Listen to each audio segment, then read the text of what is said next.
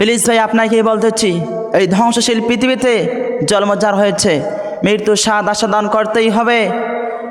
এই দুনিয়ায় পরিচিত লোকদের মতো থাকা ভালো নয়, অপরিচিত লোকদের মতো থাকা ভালো। পথিক যেরকম একটু আরামের জন্য গাছের নিচতলায় গাছের তলে বসে, আমাদের জীবনটা হচ্ছে সেরকম।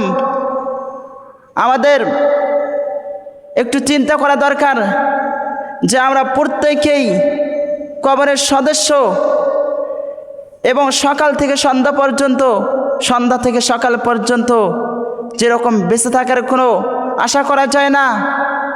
প্লিজ ভাই, আপনাকেই বলতেছি, এই ধ্বংসশীল পৃথিবীতে জন্ম যার হয়েছে, মৃত্যুর স্বাদ আস্বাদন করতেই হবে।